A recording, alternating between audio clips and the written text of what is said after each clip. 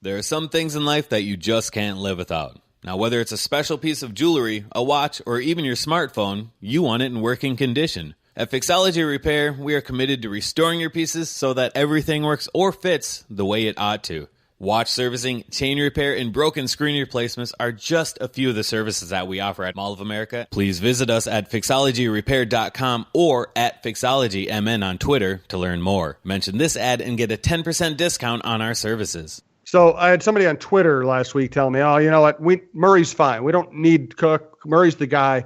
And I said, you know, there is a difference. You know, Latavius Murray is a good player and he's a smart player and you want him on the team and you probably want him in goal line situations and you probably want him picking up blitzes. But there's, you know, when you hit a hole, one guy's going to go 30 and the other guy's going to go 70. Yep. And I think I've been saying that all year long that, you know, I've been really impressed with Murray, especially some of his cutback runs where they're trying to stretch the outside zone run and he sees a crease, cuts it back against the grain, and he'll gain 10 or 15 yards. Now, there's no guarantee that if Dalvin Cook's in the game, that he makes the exact same read and the same cut.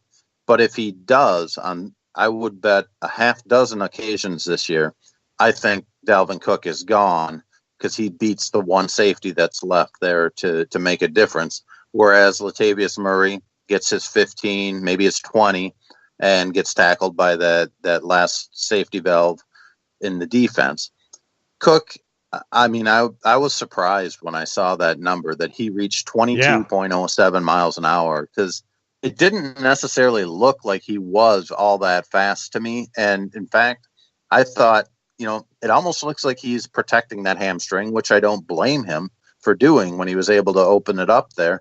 But clearly he wasn't. And I thought it was funny that, you know, two things I thought were funny after the game. Dalvin Cook saying, you know, he was just like giddy that he was faster than Tyreek Hill, according to these next-gen stats that measure player speed by the chips and GPS signals that are given off by the chips in their shoulder pads. But also, you know, afterwards, Kirk Cousins referred to Dalvin Cook as the white tiger and explained, you know, you go to the zoo, you buy a ticket, you want to see the white tiger, and sometimes they don't bring out the white tiger and you're disappointed. And suddenly Dalvin Cook's back on the field and he's making a difference. And that, you know, it really did come at a good point in the game where the Vikings it looked like they were kind of dominating the stats, but they weren't dominating the scoreboard at that point. And, you know, Cook's big run really put them over the edge and kind of built the momentum for the rest of the game. Absolutely. You know, it is interesting that they go out and they sign the most expensive quarterback at the time and give him what was then a record deal and pair him up with very talented receivers. And the way the season's gone, we actually kind of might have forgotten that this really is a team that wants to win with defense and a running game. Yeah, and to me, it's also we've forgotten what it can be when Cook is in there. And you know, certainly he got a few more snaps than Latavius Murray and Mike Zimmer. You know, I asked him about that after the game. Did the way that Dalvin looked early in the game convince you to give him more than you initially thought? And Zimmer said, yeah. So to me, this has always been about an offense that can be explosive when they come up against the right defense and when it's needed. But, you know, this has always been a Zimmer-led team, which means defense first. And I think if you add the running game to it, now if the Vikings have, say, a 10-point lead in the third quarter, they can grind a little more clock and they can wear down a defense even further, which opens up even bigger opportunities for Cook if somebody's tired, gets out of a gap that they're supposed to be in, and he's exploiting that and going the distance. You know, I just think that when people were starting to get a little bit frustrated and thinking maybe this Vikings team isn't what we thought they were going to be coming into the season, that they weren't taking into account all the injuries, all the shuffling that's been going on.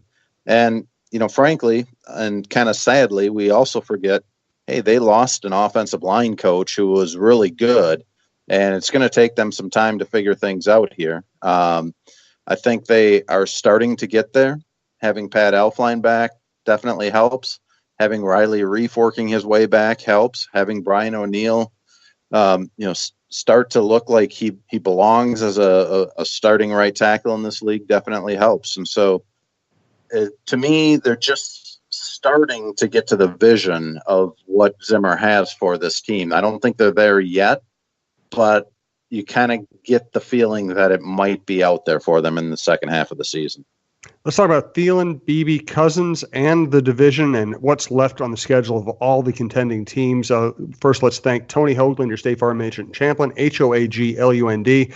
Tony sponsors a bunch of programs across the network. He contributes to the Minnesota Sports Fan Podcast, which is a great place for you to be able to call in and vent, which you can't always do on the other shows on this network. So check out Tony Hoagland, Hoaglund. He handles my insurance, he handles Michael Russo's insurance. He works out of Champlin, but he's easy to work with even if you never go to Champlin.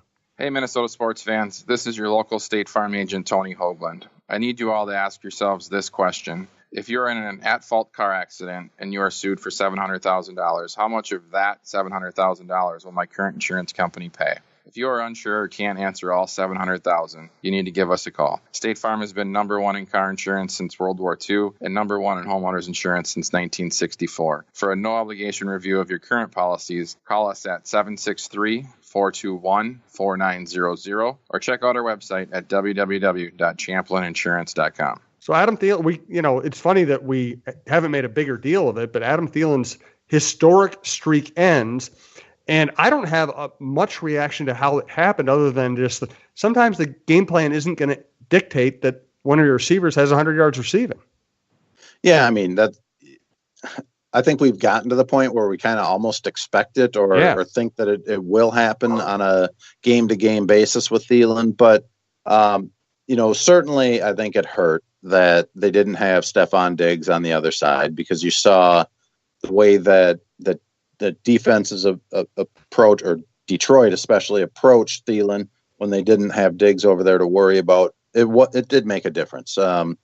And I also found it really interesting, the explanation that Kirk Cousins gave on his interception. It was a ball that he was rolling out and trying to get to Thielen toward the sideline. But he talked about a cornerback that was following Laquan Treadwell down the field and kind of went off of that coverage and came back to where Thielen was and made the interception there. To me, that was a little bit telling that, okay, it was a nice read by the cornerback, but to me, it also signaled they don't have a great deal of respect for Laquan Treadwell's ability to get past them deep. And I think that is the case. And that's one of the things that kind of hurts with Treadwell's game. There are other positives that he brings to it, but he's certainly not the deep downfield threat. And I think if that's, say, Stephon Diggs that cornerback is covering, he's following him downfield and he's not breaking off of that coverage to help on Thielen. So it kind of works together, and Diggs is a guy that has generally missed 2 or 3 games a year. You would hope that with a bye week ahead that'll get him healed up enough, and I think it will, and that he's there for the stretch run. But they really do kind of need both of those guys for each of them to take pressure off the other one and to be a threat and be a real viable option for Cousins on both sides of the field. No question. I'm going to go out on a limb here. I'm going to project, which is always dangerous. I'll probably be wrong. I see the future of this receiving core being Diggs and Thielen, Beebe as the slot receiver, and Zylstra as kind of the all-around backup. Well, here's the thing is that I do think that if they get Dalvin Cook back to what he should be, that there is a good place for Laquan Treadwell in this offense. Now, that's not as a highly paid receiver, and you can find big-bodied, good blocking receivers out there on the cheap. So, if he's looking to sign a huge contract out of his rookie contract, it's not going to happen. Definitely not here and probably not across the league. But I do think that there is some value for what he brings as a blocking receiver. And, he's okay in his intermediate routes, but I do like what Beebe has been able to do. The only issue I have with what you laid out as BB in the slot is Adam Thielen's been so good in the slot. Well, that's and true. I really love what he has been able to do there. I think he's played over half of his snaps from the slot and more than half his yardage from the slot. So he's just been really good there. And I think it gives a change up to what people think of as the normal slot receiver, which is a BB type of guy who's not all that big, but's quick. And I think when you throw Adam Thielen in the slot, it may mess with defenses a little bit when you have a 6'1", 6'2" receiver there who's also got some speed and very good route running. So I'm not sure you want to just, go with BB as your slot guy, but I do like what he did. And I thought it was really interesting that Zimmer said they've been trying to get him up on the game day active roster for a few weeks. And with Stephon Diggs injured, that kind of gave him the opportunity. Now, my question is, what do you do when Diggs comes back? Do you just carry one more receiver than you had before? Or, does that put a guy like Aldrick Robinson or Brandon Zylstra in danger with their roster spot? And I don't know the answer to that right now. Yeah, and Zylstra's very good on special teams. Robinson's made some big plays. I just see BB the kind of guy who, you have Thielen and Diggs looking to make big plays. I just think BB's the kind of guy who's going to convert first downs, and he's going to find small spaces in the zone, and he's going to turn it upfield and run with it. To me, he does everything I want an extra receiver to do that Treadwell doesn't. Maybe he's not as good a blocker, but I also think that downfield blocking is much more about body positioning than size and strength. Yeah, it certainly can be. And I do think with BB's attitude that he's going to be willing to stick his nose in there and get in people's way and do everything he can on the blocking end. But, to me, one of the things is, what is his top end? And I don't know that at this point. I mean, I think he is a good receiver who's developing. I think he has a little bit inconsistent hands at times from what I've seen in practices. Maybe that comes with more confidence and more reps where he's not thinking as much. But, eventually I do think he can be a guy that is regularly contributing to this offense. And I think it's going to be interesting to see how John DeFilippo works in a guy that is a bit more of your traditional slot receiver.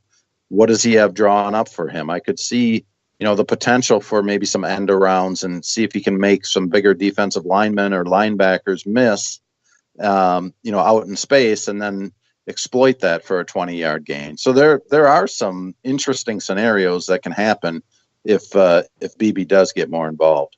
All right, let's break down the division, the remaining schedules. Once again, thank you to WizKids.tech, Twill and Edina Galleria, Mississippi Pub, Beaver Island Brewing, Bite Squad. The promo code is TalkNorth, one word for your first delivery free. We'll also have some special deals during the course of the month where you can save a chunk off of your delivery, even if you're a return customer. Fixologyrepair.com, Mall of America and downtown Minneapolis, and Tony Hoagland, your State Farm agent in Champlin. So who do you think the favorite is right now, given the remaining schedule and what's going on so far? Well, given their position and their schedule, the Bears, I think, have an advantage right now because I look at two games on their schedule and think that, those should be wins against the Giants and against San Francisco. The rest of them are in kind of the same mold as the Vikings schedule remaining yet, where you go, they can win those, but they're going to be tough games. I don't know. They might be lucky in that they're about to face the Lions when the Lions look like they've given up, and they got two of the next three games are against the Lions. Exactly, and so that's going to be interesting when the Vikings are on bye week. You've got Chicago and Detroit, and then after Chicago plays Minnesota, there's another Chicago-Detroit matchup. Then things get a little bit tougher after they get through the Giants. They've got LA, they've got Green Bay. And at that point, we don't know where Green Bay will be at. It looks like, to me, there's growing frustration in Green Bay with Mike McCarthy and Aaron Rodgers. And so how does that all play out the rest of this year? It to me kind of smells like if things go south for Green Bay this year, this could be the end of Mike McCarthy in Green Bay. I don't know what you're thinking on that, but the fact of the matter is, what's he been there? Something like 13 years.